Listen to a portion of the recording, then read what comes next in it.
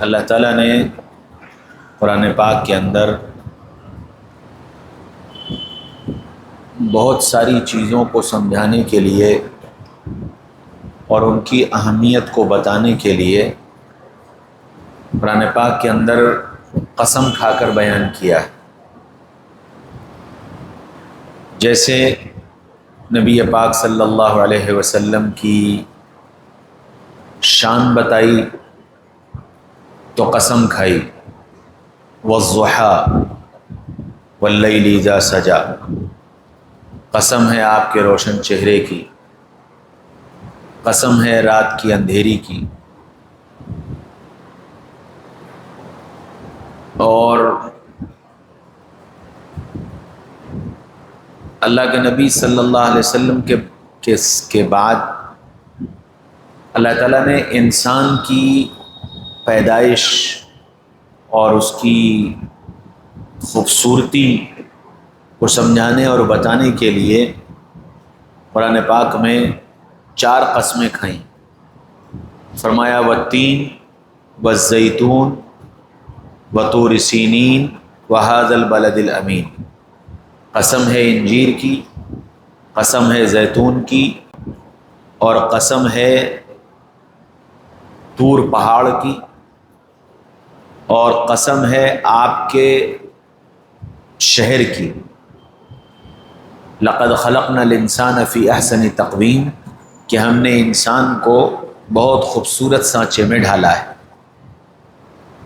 ایسے ہی بہت سی جگہوں پر اللہ تعالیٰ نے بہت ساری باتیں قسم کھا کر بیان کی، اور قسم کھا کر بیان کرنے کا مقصد یہ ہوتا ہے کہ اس بات کی اہمیت کو لوگ سمجھیں کہ یہ بات کتنی اہم ہے۔ اللہ تعالیٰ نے ہمارے ظاہر اور باطن کی پاکی، ان دونوں چیزوں کو اتنا اہم بتایا ہے کہ اللہ تعالیٰ نے ہمارے ظاہر اور باطن کی پاکی کو بیان کرنے کے لیے پہلے 8 قسمیں کھائیں۔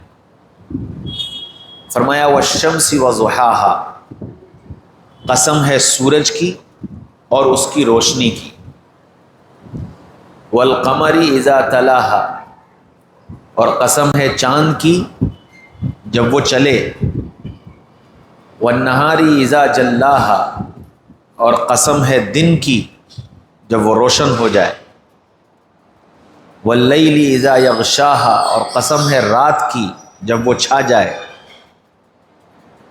والسماء وما بناها، اور قسم ہے آسمان کی اور اس کے بنانے والے کی، والارض وما طحاها، اور قسم ہے زمین کی اور اس کے بچھانے والے کی، اور پھر آخری قسم کھائی ونفس وما سواها، اور قسم ہے تیری جان کی اور اس کے بنانے والے کی۔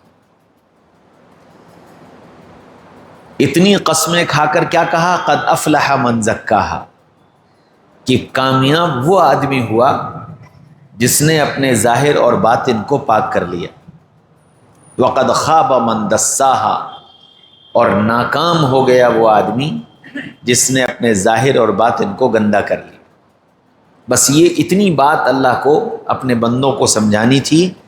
کہ دیکھو کامیابی ظاہر اور باطن کی پاکی میں ہے، اور ناکامی ظاہر اور باطن کی گندگی میں ہے۔ اس بات کو سمجھانے کے لیے اللہ نے 8 قسمیں کھائیں۔ اچھا، بالکل جیسے ہمارا اور آپ کا مزاج ہے، اس انداز سے اللہ تعالیٰ نے بیان کیا کہ ہم کسی کو اپنی کسی بات کا اطمینان دلانا چاہتے ہیں کہ سامنے والا ہماری بات کو سچ جانے اور ہماری بات پر اعتبار کر لے، تو ہم پہلے بہت ساری دلیلیں دیتے ہیں کہ دیکھو یہ دلیل ہے میری بات سچا ہونے کی، دیکھو یہ دلیل ہے میرے بات سچا ہونے کی، اور سامنے والا پھر بھی نہیں مانتا، تو آخر میں کیا کہتے ہیں؟ اس کے سر پر ہاتھ رکھ کر کے کہتے ہیں تیری جان کی قسم، کہتے ہیں نا تیری جان کی قسم، اب تو مان لے۔ تو بالکل اسی طرح سے اللہ تعالیٰ نے ہم سے یہ بات کہ کامیابی جو ہے وہ ظاہر اور باطن کی پاکی میں ہے، اس بات کو سمجھانے کے لیے دلیلیں دیں کہ دیکھو سورج کی روشنی تم سچی جانتے ہو، اس میں کوئی شک ہے کہ جیسے سورج کی روشنی سچی ہے ایسے ہی ظاہر اور باطن کی پاکی پر ہی کامیابی سچی ہے۔ اور جیسے چاند، اس کو تم مانتے ہو، تسلیم کرتے ہو کہ چاند ہے، چاند چلتا ہے، چاند گھٹتا ہے، چاند بڑھتا ہے، یہ روزانہ کا مشاہدہ ہے، روزانہ تم دیکھ رہے ہو، جیسے یہ سچی اور پکی بات ہے، بالکل اسی طرح یہ بات سچی اور پکی ہے کہ کامیاب وہی ہوگا جس کا ظاہر اور باطن پاک ہو، اور ناکام وہ ہوگا جس کا ظاہر اور باطن گندا ہو۔ دن روشن ہے، یہ بالکل سچی پکی بات ہے، ساری دنیا جانتی ہے، نظر آ رہا ہے، ہر آدمی جانتا ہے کہ دن روشن ہے، دن میں روشنی ہے، جیسے یہ سچی اور پکی بات ہے، بالکل اسی طرح یہ بھی سچی اور پکی بات ہے کہ کامیاب وہ ہوگا جس کا ظاہر اور باطن پاک ہو۔ وَاللَّيْلِ إِذَا يَغْشَاهَا، اور جیسے یہ سچی اور پکی بات ہے کہ رات اندھیری ہوتی ہے، اس میں کسی کو شک نہیں ہے، کوئی اس کو جھٹلا نہیں سکتا کہ دنی رات میں اندھیرا نہیں ہوتا، جیسے اس کو کوئی جھٹلا نہیں سکتا ایسے ہی اس بات کو کوئی جھٹلا نہیں سکتا کہ کامیابی بغیر ظاہر اور باطن کے پاکی کے نہیں ملے گی۔ آسمان بالکل جس کو کوئی جھٹلا نہیں سکتا کہ آسمان وہ ہے جس کو اللہ نے بنایا ہے، دنیا کی کوئی طاقت آسمان بنا نہیں سکتی، کسی کے بس میں نہیں آسمان جیسی چھت بنانا، ساری دنیا نے ہار مان لی ہے کہ آسمان اللہ ہی کا بنایا ہوا ہے،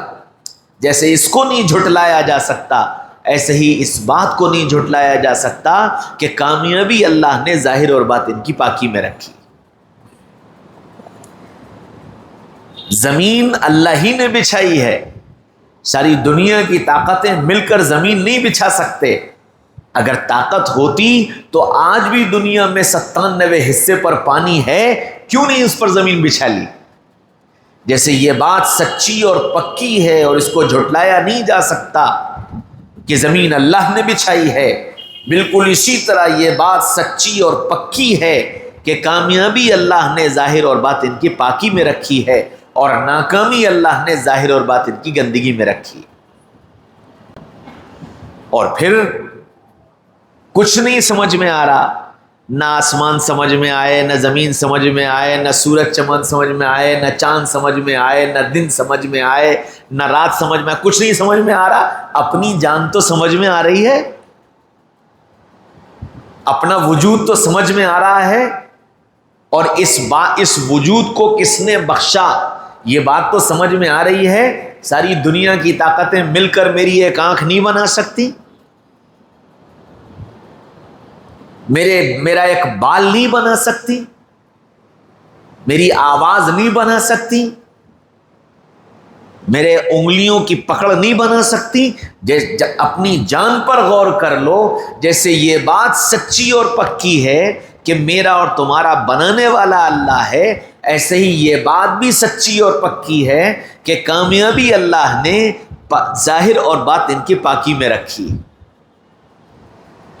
سوچو اللہ کی نگاہ میں میری اور تمہارے ظاہر اور باطن کی پاکی کتنی بڑی چیز ہے اور کتنی اہم چیز کہ اللہ تعالیٰ بار بار قسم کھا کھا کر اور یہ چاہتے ہیں کہ میرے بندے اپنے ظاہر اور باطن کی پاکی کو سمجھیں کہ یہ ظاہر اور باطن کی پاکی ہے کیا چیز۔ عام طور پر ہم نے ظاہر اور باطن کی پاکی یہ سمجھا ہے کہ ہمارے کپڑے صاف ستھرے ہوں، عطر لگا ہوا ہو، بالوں میں کنگھی ہو، کپڑوں پر کوئی داغ دھبا نہ ہو، تو ہم یہ سمجھتے ہیں کہ ہمارا ظاہر پاک صاف۔ اور ہمارا باطن پاک صاف، تو ہم نے اس کا ایک معیار بنا لیا ہے. ہر آدمی کا اپنا الگ معیار ہے باطن کی پاکی کا. کوئی باطن کی پاکی کا معیار یہ سمجھتا ہے کہ مجھے سچ بولنا چاہیے، کوئی باطن کی پاکی کا معیار یہ سمجھتا ہے کہ مجھے تہجد پڑھنی چاہیے، کوئی اپنے باطن کی پاکی کا معیار یہ سمجھتا ہے کہ مجھے حلال کمانا چاہیے، کوئی اپنی باطن کی پاکی کا معیار یہ سمجھتا ہے کہ مجھے اپنے اخلاق اچھے کرنے چاہیے. الگ الگ ٹارگٹ ہم نے اپنے باطن کے پاکی کے بنا رکھے ہیں. اور وہ ایک چیز کے حاصل ہو جانے کے بعد آدمی یہ سمجھتا ہے کہ میں باطن سے بھی پاک ہوں، کہ میں تو بہت اچھا آدمی، میرے اندر تو کوئی کمی ہے ہی نہیں. لیکن اللہ تعالیٰ نے ظاہر اور باطن کی پاکی کیا بتائی، اور نبی پاک صلی اللہ علیہ وسلم نے ظاہر اور باطن کس چیز کو کہا ہے، اس کو سمجھنا اور اس ظاہر اور باطن کو پاک کرنا، یہ اللہ تعالیٰ چاہتے ہیں. تو ہماری ظاہر کی پاکی کا مطلب یہ ہے کہ ہماری آنکھ غلط نہ دیکھیں، ہمارے کان غلط نہ سنیں، ہماری زبان غلط نہ بولے، ہمارے ہاتھ غلط نہ پکڑیں، ہمارے پیر غلط نہ چلیں. یہ تو ظاہری اعضاء ہیں کہ یہ غلط استعمال نہ ہو، کہ ان کو پاک کرو. آنکھ پاک ہو، زبان پاک ہو، ہاتھ پاک ہو، پیر پاک ہو، کان پاک ہو، کہ ان سارے اعضاء کو پاک کر لینا. ایک تو یہ ظاہری پاکی. پھر ظاہری پاکی میں ہمارے اخلاق اچھے ہوں، معاملات اچھے ہوں، معاشرت اچھی ہو، جو ساری دنیا کو نظر آ رہی ہے. ظاہر کہتے ہیں نظر آنے والا، تو ہماری یہ ساری چیزیں دنیا کو نظر آ رہی ہیں، ہمارے معاملات دنیا کو نظر آ رہے ہیں، ہمارے زبان کے بول دنیا سن رہی ہے، ہمارے بچوں کی تربیت دنیا دیکھ رہی ہے، ہمارا بیوی بچوں کے ساتھ، ماں باپ کے ساتھ رہنا سہنا دنیا دیکھ رہی ہے. تو یہ جو دنیا کو نظر آ رہا ہے یہ سب پاک ہو، یہ سب اچھا ہو، خوبصورت ہو. کیونکہ زبان کے بول اگر گندے ہوں گے تو پھر ہم ظاہری اعتبار سے پاک نہیں ہیں. آنکھ کا دیکھنا اگر غلط ہوگا تو ہم ظاہری اعتبار سے پاک نہیں ہیں. ہاتھ کا استعمال غلط ہوگا تو ہم ظاہری اعتبار سے پاک نہیں ہیں، چاہے کتنے صاف کپڑے پہنے ہوں، چاہے کتنی ہم نے خوشبو لگا رکھی ہو.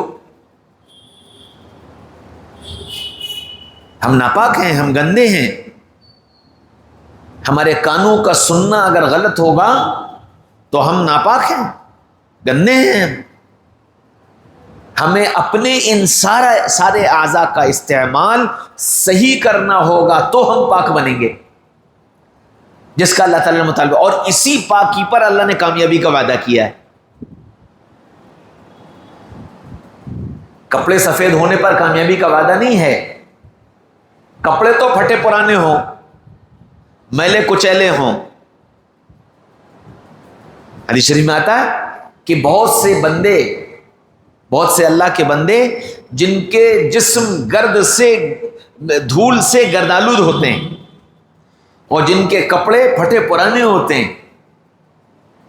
لوگ ان کو دیوانہ سمجھ رہے ہوتے ہیں، لیکن وہ اللہ کی نگاہ میں اتنے کامیاب ہیں کہ اگر وہ اللہ سے کسی بات کی قسم کھا کر یہ کہہ دیں کہ اللہ تجھ کو تیری ذات کی قسم تجھے یہ کرنا ہے، اللہ وہ کر دیتا ہے. تو پتہ یہ چلا کہ کپڑوں کی پاکی کی صفائی ستھرائی ظاہری پاکی نہیں ہے. ظاہری پاکی کا مطلب ہے ہمارے جسم کا گناہوں سے پاک ہونا، ہماری زبان کا کڑوے بول سے پاک ہونا، گندے بول سے پاک ہونا، ہمارے مزاج کا بد اخلاقی سے پاک ہونا،